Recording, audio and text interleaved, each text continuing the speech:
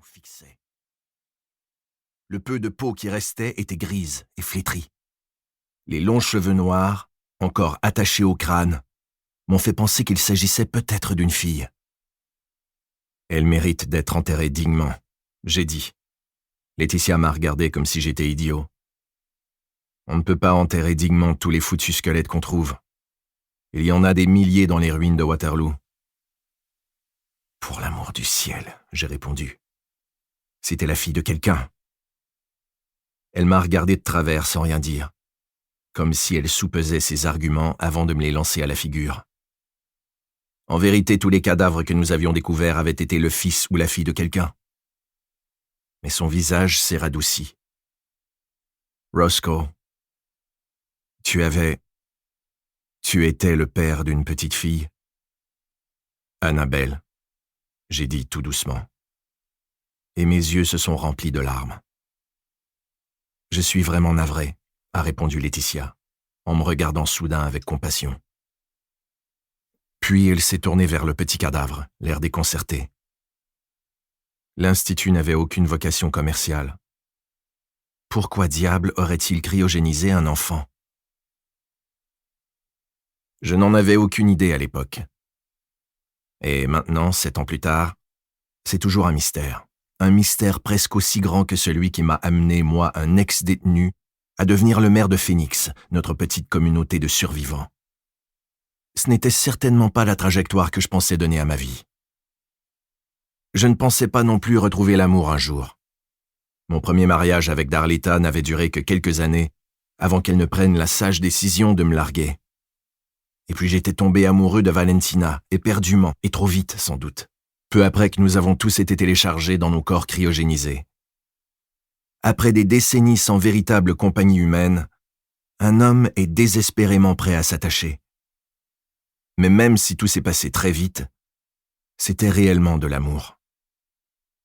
Valentina n'est restée ici qu'1 mois avant de décider de téléverser à nouveau sa conscience dans l'ordinateur quantique pyramidal au cœur de l'Institut. Elle a choisi de vivre et de s'épanouir virtuellement comme la femme qu'elle voulait être, plutôt que de vivre dans un corps qu'elle détestait, dans notre réalité post-apocalyptique. Non, je ne l'ai pas oublié, et je ne l'oublierai jamais. Mais 7 ans, c'est long.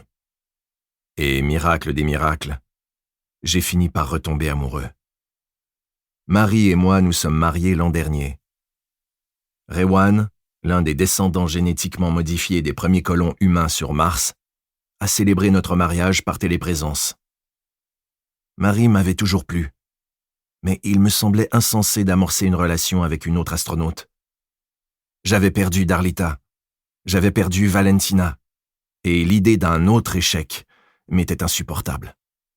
D'autant plus que Laetitia Garvey rassemblait l'équipage du vaisseau Okulea pour enfin partir en mission interstellaire. J'avais entendu par hasard une dispute entre Marie et Laetitia à ce sujet.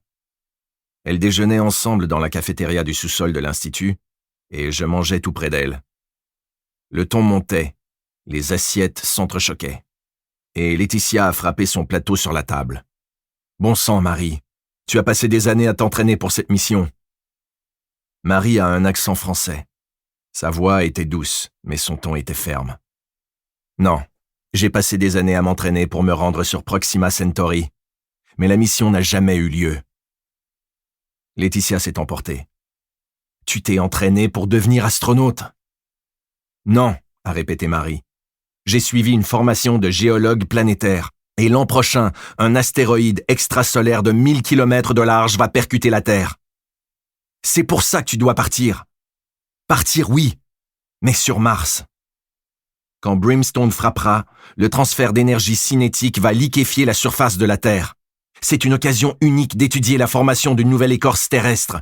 Je ne peux pas laisser passer ça. » Laetitia ne lui a jamais pardonné sa défection. Mais la décision de Marie a piqué ma curiosité.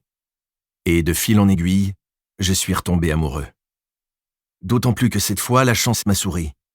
Pour mon plus grand bonheur, Marie Dubois, titulaire d'un doctorat de la Sorbonne, polyglotte, championne de tir à l'arc, partageait mes sentiments.